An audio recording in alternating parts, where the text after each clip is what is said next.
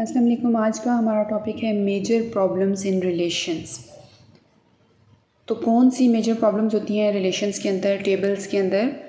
First one is synonym, second one is homonym, third one is redundancy and fourth one is mutual exclusiveness of data. One by one हम इनको discuss करते हैं।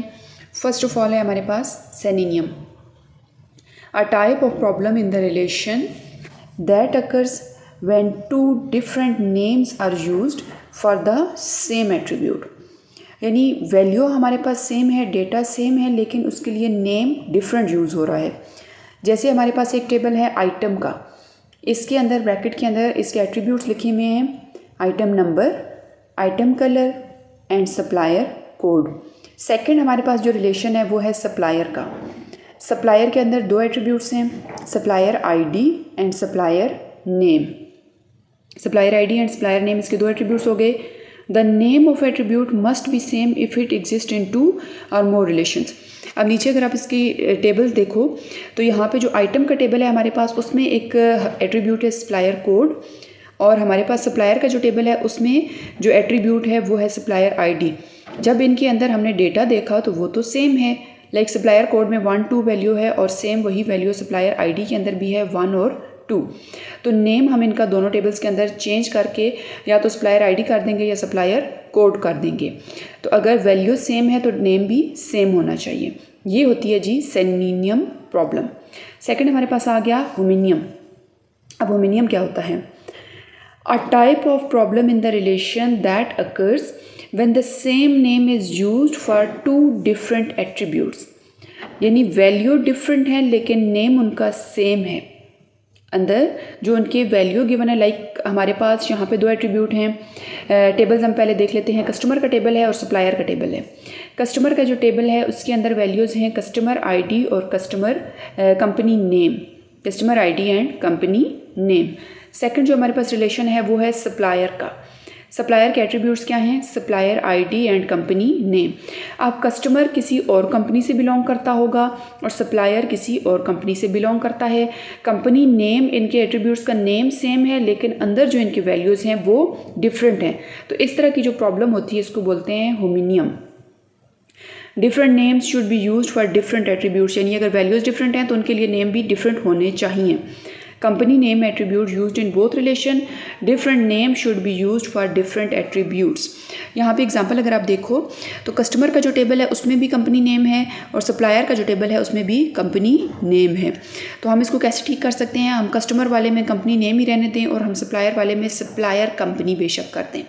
तो name हम इनके change कर देंगे। क्यों? क्योंकि इनके अंदर जो वैल्यूज़ हैं वो डिफरेंट हैं।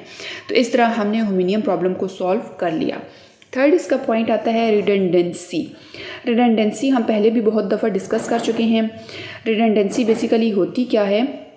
अ type of problem in the relation that occurs when same information is unnecessarily stored in two different ways or form. यानी सेम इंफॉर्मेशन मुख्तलिफ जगहों पे स्टोर की जाती है अननेसेसरी तौर पे, हालांकि उसकी ज़रूरत नहीं होती। Customer relation have redundancy problem. अब यहाँ पे हमारे पास कस्टमर का रिलेशन है और उसके अंदर क्या क्या एट्रीब्यूट्स हैं?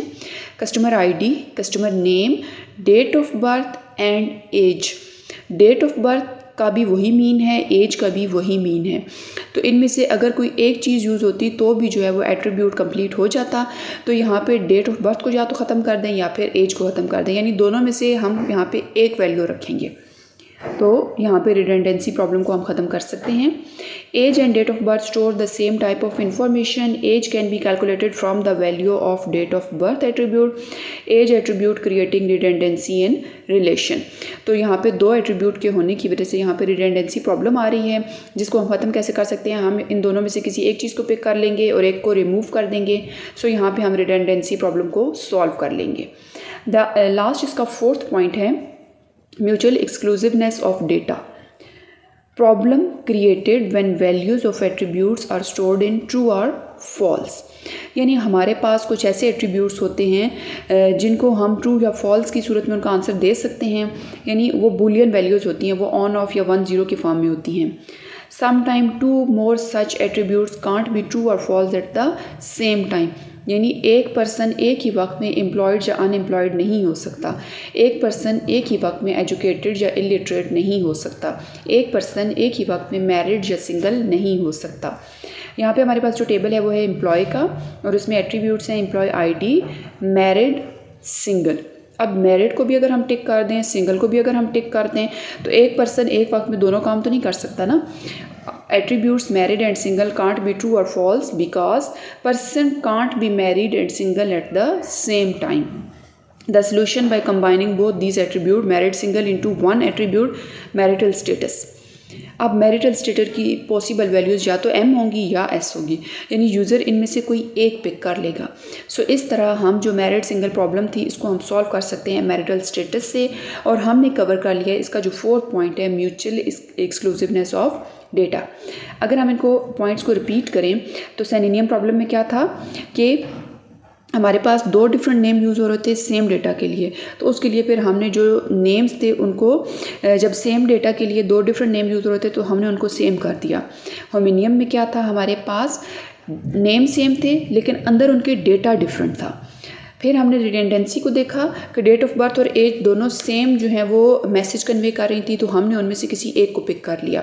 फोर्थ पॉइंट था उसमें हमारे पास मैरिड और सिंगल दो चीज़ें at the same time true नहीं हो सकती, तो हमने उसकी एक थर्ड ऑप्शन चूज़ की मैरिटल स्टेटस, और उसकी दो ऑप्शंस नीचे दे दी, मैं एम या S, M for married, S for single, तो उनमें से यूज़र जो है किसी एक को पिक कर लेगा।